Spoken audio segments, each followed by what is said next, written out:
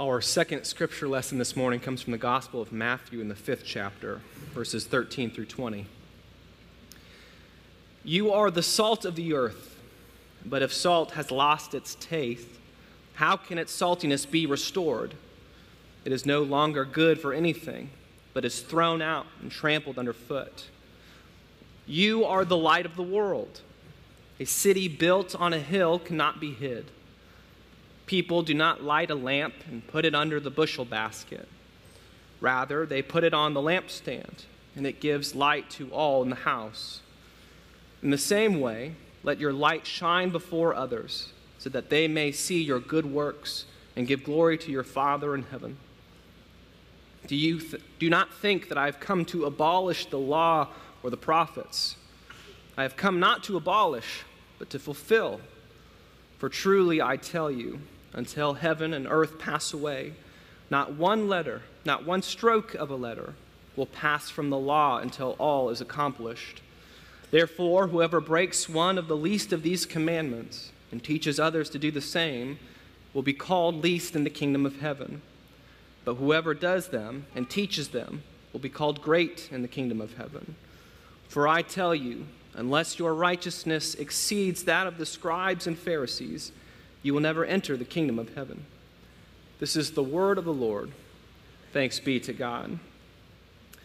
In the time of Isaiah, as we read earlier, fasting had become, to some degree, meaningless, an empty ritual detached from the real purpose of fasting, a symbol of Israel's dependence on God as their sustainer, a means to greater connection with God.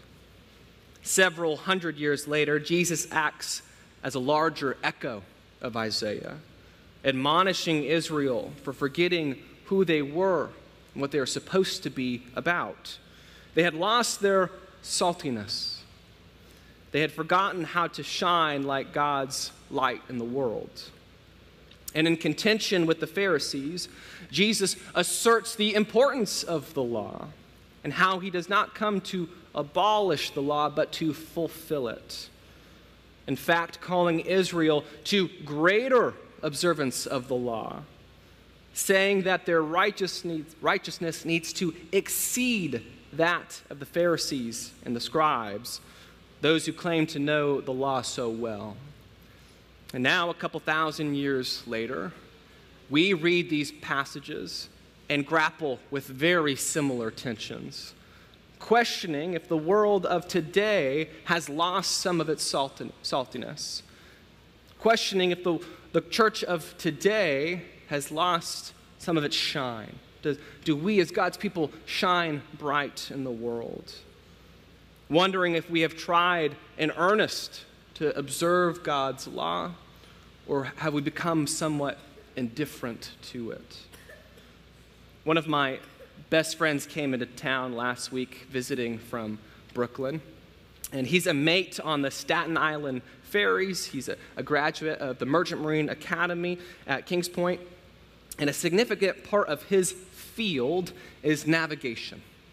And so he's very interested in the celestial bodies, the stars in the night sky. McKay and I joke about how he should start a podcast or a children's book series called Moon Facts, because he just loves to spout out information about the moon. No one has asked, but he is coming towards us with all this information about the moon. And Evan and I were outside one evening while he was here, and it was very clear. We could see a good handful of stars and planets. And I learned from Mr. Moonfax about why Venus shines brighter in the night sky than really any other star or planet. Unlike most planets in our solar system, Mercury and Venus sit between us and the sun. And since Venus's atmosphere is so dense, it allows for the reflection of the sun to be exceedingly bright.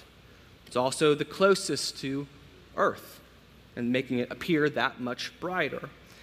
Now, Venus's movement can only be seen from Earth near our horizons. Did you know this?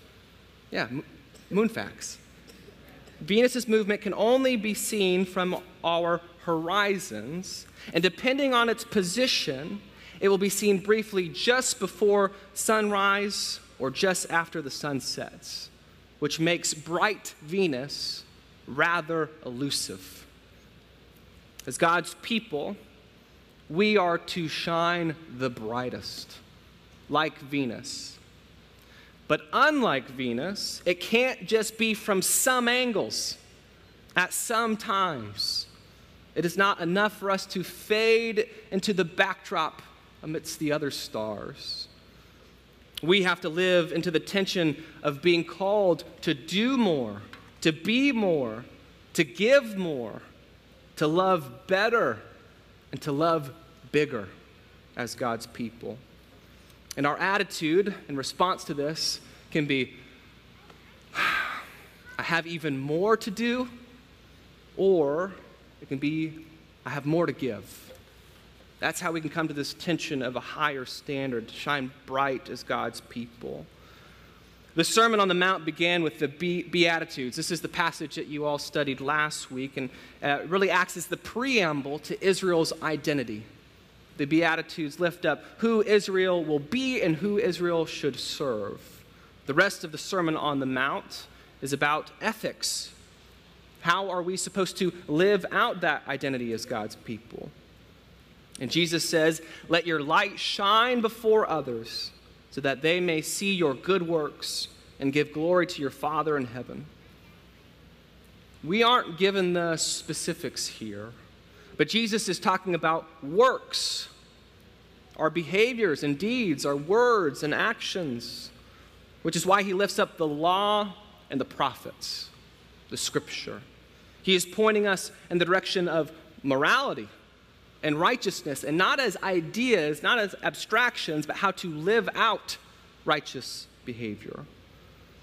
Now, it's important to lift up the context here, to understand where Israel is at as a whole. That is who Jesus is directly speaking to in this moment. Israel is not thriving. The majority of them live in some degree of poverty. They are under the constant threat and rule of Rome. And they have the major Jewish factions of that time, the Sadducees, the Pharisees, and the Zealots, all vying for their allegiance.